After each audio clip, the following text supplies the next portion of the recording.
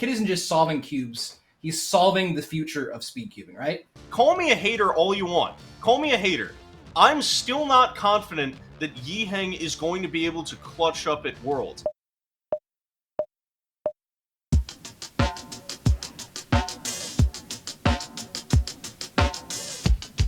Hello everyone, welcome to Plus 3, the only show where we talk about buying half a cow. I'm Matt Rosman, joined by John Epley and Manu Singhal. Gentlemen, Season 2! Let's not waste any time, let's get right into it. First things first, it's approaching, it's getting closer, it's not even a month and a half away now. Worlds! We gotta talk a lot about Worlds, and we're gonna move in, trying to figure out who's gonna win Worlds 3x3. We're going to start off with John's take on this, and I don't know if it's changed from the last time with the new Teodor developments, but what do you think? Who do you think is going to win Worlds, John? Bro. Zhuan Yi, not going to happen. Timon, it's not going to happen, dude. We all know it's going to be Yiheng Wang. He's the odds-on favorite, and honestly, like we've all known this for a long time. The kid isn't just solving cubes; he's solving the future of speed cubing, right? He's just smashing records. He's not just winning; he's setting a new standard for dominance in cubing. So, do I think he's going to win? Yes, I think you're a fool if you think otherwise. And do I think he's going to do more than win? Absolutely. This is the sign of the kind of the takeover, right? Everyone's been talking about it for a while, like, oh, these Chinese kids, one day, this is the day. Yiheng is going to lead that charge. He isn't coming for the podium. He's coming for history. It's not just this one title. It's the start of a new era. Yeah, Manu, what do you have to say about this? What do you make of all this? The thing is, I don't even have that much to add because Epley is absolutely correct. There is no other option, in my opinion. I think it is Yiheng all the way. I think that there is no one else who does it better than he does right now. He's just far and away like the favorite. And the only thing I need to use as evidence or whatever is just his previous performance, even just this year. It's just mind-boggling, and he's not even at like he hasn't even broken past like his limits or whatever, you know, because we all know that sub 4 average is sitting somewhere in his tank. The question is whether or not that's going to come out during Worlds or whatever. Now, as for anyone else who might even be in the picture, Zhuan Yi, Timon, yeah, sure, those are some of the stronger contenders. Teodor, not entirely sure. Maddie, I think, is the best dark horse. I can't count Max Park either, but I think all of these guys, they're fighting for second, third, fourth. It's Yiheng's crown. He's here to take it.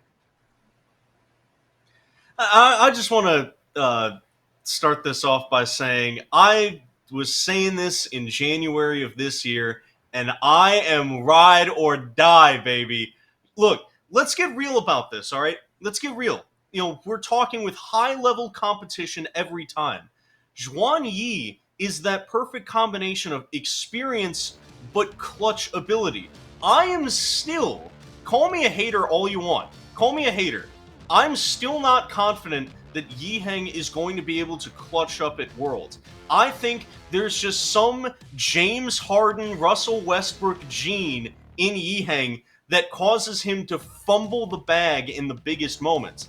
I think this is Zhuan Yi's to take. And hey, Teodor is great. But you know the problem with Teodor? He's only been at the top for a little bit. He doesn't know how to handle the top. He hasn't climbed the mountain before. He's sitting at the peak still basking in the glory. I think this is Zhuan Yi's entirely.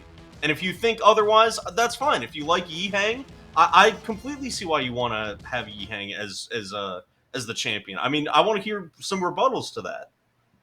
Rosman? I mean, look, it's just ridiculous. Like, I get why you think that Zhuan Yi has like a chance, because like he does genuinely have a chance. But the problem is, like, I think Yiheng is literally solving at like a superhuman level. Like, he's solving better than anyone has ever solved the Rubik's Cube before. And the other thing is, like, yeah, sure, Zhuan Yi is great and all, but he keeps getting second. He keeps getting second over and over and over again. There are only a couple rounds where he manages to break through and get first. And who's he getting second to? The one and only Yihan Wang. Yeah, but those aren't meaningful second places. Look, let's get real here. Like, if we just go into a hotel and we go into a conference center and have a comp and he's just getting second in that, okay. Like, Yihang doesn't have the clutch gene that top. Look, do we need to go back to Worlds 2020-23 where he fumbled the bag in front of the cubing world? Yeah, but who was there? Who was there with the ability to, like, he had a chance to do it. There was one guy, quite notably, who was not even in finals. He wasn't even at the competition, who wasn't even born yet, as far as I'm concerned. Look, like, I think it's ridiculous. I think to say that Young doesn't have a clutch gene, maybe, maybe not, but to say that like Xuanyi does is wild. I think I speak for everybody when I say, God, it's hard to listen to Rosman's take sometime. I mean, where is this coming from? Let's make it real simple. Let's break it down to small chunks of information that Rosman can understand. Xuanyi in 3x3? Nah, dog. That ain't me. You hanging 5. Yihang in 5? Well, it might not even take it that long. It might take it only 4. The first round this year. They went out in the first round. LeBron James, Luka Doncic, eaten, consumed. That's braised oxtail, ribs, collard greens, mac and cheese, mashed potatoes. That's going to be Xuanyi to Yihang. Xuanyi's going to feast, man. I'm telling you. Don't play with me like that, man. Rosman has no other argument, so he's just out here just listening his entire dinner, like everything that he ate today. Listen, I didn't eat that much, all right? I didn't, not that much. But before we continue with the madness, I actually have a quick sponsor that I want to read out here. This comes from Dylan Miller. He says, if you want to get faster, if you want to be the best of the best, if you want to get to the very top, to that Xuanyi tier, since he's going to win Worlds, you better get coached by world-class cuber Dylan Miller. He's coached solvers like Caleb Chen to get sub 5.5 second averages. Go to solvewithdylan.com to book your session today. Again, that's solvewithdylan.com. I can attest to it. I think Dylan is one of the most reliable, one of the best teachers, I think, in the cubing space. Now, granted, I haven't learned anything because I'm not a good listener, but maybe you will. Again, solvewithdylan.com. Back to it here. I'm on a roll today, man. As many of you know, Teodor has taken an absolute leap, the likes of which we haven't seen in a while, for a 3x3 solver to suddenly burst into like godhood like this. So let me just ask you, John. We'll start with you.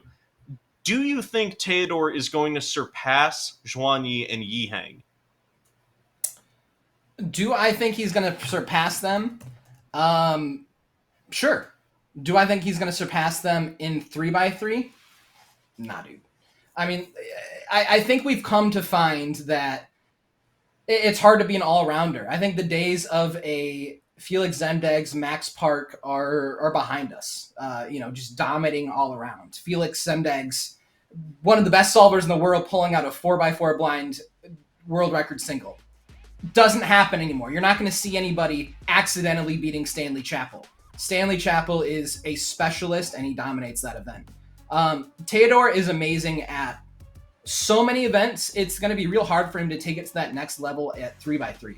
I think that a good example that many people might compare it to is Luke Garrett. Incredible solver.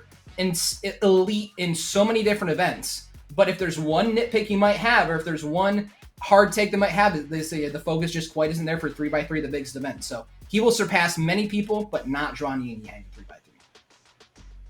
Yeah, Manu, what do you got? What do you make of all that? Do you think that he's going to surpass Xuanyi and Yihang?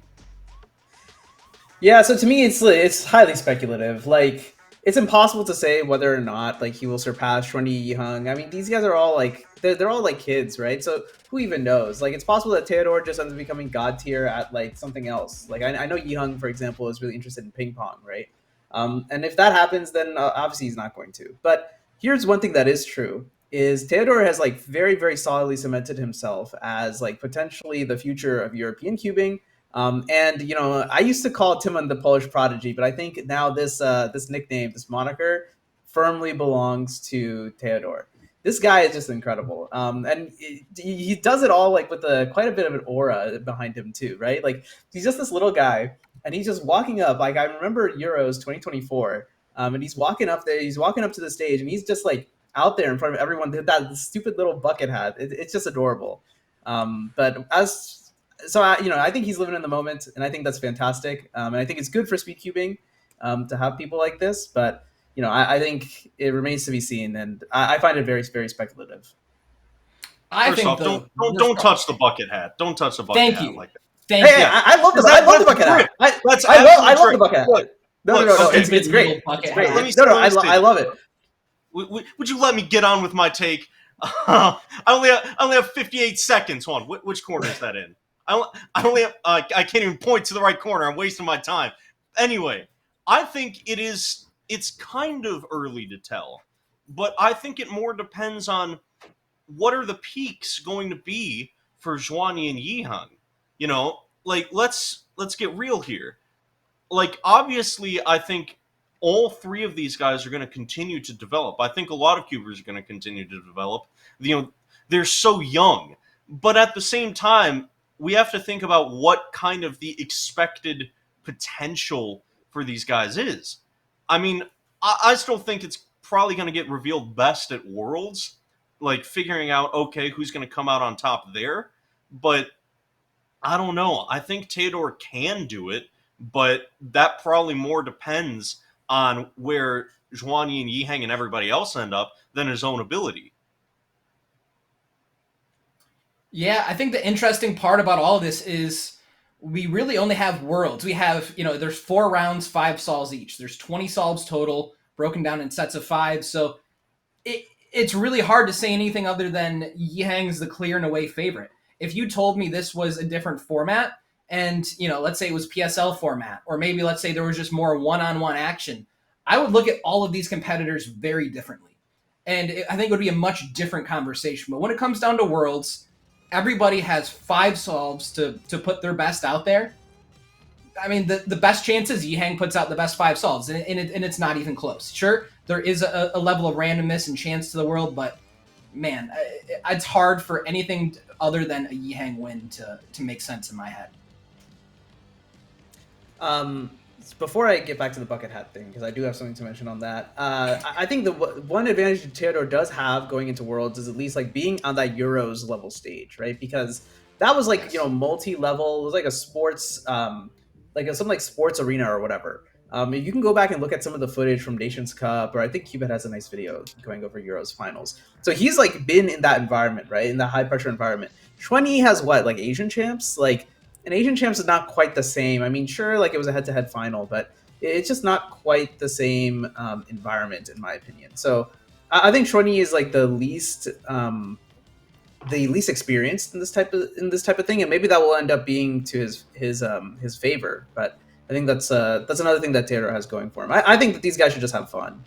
They're so young; they have many worlds ahead of them. So even if this one is not the one, then maybe that's okay. Yiheng, I think it matters a little bit more to him since he did drop the last one, but it's just going to be a blast. Now for the bucket hat thing, so after I saw Teodor in that bucket hat, I immediately was like, I need one of these. 2 weeks after, I was in Hawaii. It happened to be the Pokemon World Championships. I said the one thing I need to get out of here is a bucket hat, and I did. And I wear that bucket hat quite a lot, I will say. So that's Aura for you. Yeah, I do just want to I want to point out, but before we get to the highlight here, Marinick, question 2 was spelled wrong. You spelled it Toin. I just want to point that out so that way none of the viewers point it out in the comments below. But they probably will. Anyway, highlight of the week, big one, Aiden Granger. John, break it down. Oh man, so I just learned about this. So Aiden Granger set a Mega Minx world record single, from what I understand. And I think I'm just as surprised as everybody else because I'm learning about this live as we record. I'm kind of watching the highlights here. I mean, Aiden Granger, I do know them. They've been a high-level solver for a long time, but I don't think it's going to be one of those names where if someone says, "Hey, who's next up," the name would come up often. So I think it's really just a testament to who cares about clout. Just go out there, don't think, just solve. And Megamix is one of those events where there's a lot of potential for things to just kind of fall together. I sometimes I'll get a minute and a half solve, other time I'll get a 45-second solve, and so I got to imagine this might have just been their day. Again, I'm learning about it live in the spot, and I'm just yapping. So if anyone's got more information, yap away. Yeah, so Aiden, definitely one of the best Megamix solvers in the world. I think there's no doubt about that. And as for like, do people know Aiden or not? Probably not on this side of the pond. One of the most notable things is that he is the European champion in Megamix. That's after that botched round of Megamix, where in the very first pass of it, the same scrambles as the round 2 or whatever the round before was were used. And so because of that, Timofey, who was going to be the European champion, actually that we had to throw all those out, and so Aiden became the world champion. So so he has some experience with this as well. The other thing to note is Aiden, also the same guy who got the miraculous 3-second solve alongside another Brit. I think actually in the same venue too, as I look at it. So he's known for his very flamboyant celebrations. This one very, very well deserved. Megamix single, I think, to take those from someone not named Leandro or Timofey is pretty big. So congrats to Aiden. Yeah, big congrats to Aiden. And again, definitely mentioning like Leandro and Timofey had this event on lock, and now all of a sudden we've got a whole new challenger, whole new gladiator entering the arena. Do you guys have anything else for this episode? Anything else you want to promote? Anything else you want to say? For everyone watching who wants to get better as a cuber, as a 3x3 solver, go to solvewithdylan.com. Get a meeting with Dylan Miller today. Because let's be honest, we all need it. I think all three of us could use it. Only thing I wanted to say is, we talked a lot about worlds in this one, in particular 3x3, but there you go. Stuff like Aiden really shows that you really need to pay attention to the other events too. Megamix in particular is going to be really, really, really exciting because going into worlds, the main story is Timofey, but now all of a sudden we have several more people who are in the mix. A bunch of good solvers in Megamix at least, and the event is getting better and better every single time. So don't just watch 3x3. If you're going to watch Worlds, you're going to want to tune in for the majority of the 4 days because stuff is going to be crazy. Yeah, and tune into SpeedcubingTv because we're getting ready for Worlds, and there's a lot of stuff going on behind the scenes that it's just going to happen, and it's going to be mind-blowing. So just keep your eyes out. We want to help develop these storylines too, and make sure that it's easy to share these stories so that way we're all more informed going into Worlds, because there's so many incredible cubers with great storylines, great solves, great just great things to share, and we want to highlight all of them. So maybe that'll be our comment league. What do you want to see highlighted about this upcoming Worlds? Yeah, sure, Yihang, Zhuanyi, Max Park, duh. But what else is important to you? What else is going under the radar? What should we pay attention to as we start to highlight these top solvers going into Worlds? Yeah, I guess that's going to be it for the premiere of Season 2 of Plus 3. Look, come back next week where we discuss if two Zhuanyis stacked on top of each other can beat John in a one-on-one boxing match. It's going to be a pretty interesting episode next week. I think that's tight, actually. Lot to consider. But for John Epley, Manu Singhal, our producer Matthew Marinick, I'm Matt Rosman, wishing you a good night, and we'll see you next time on Plus 3.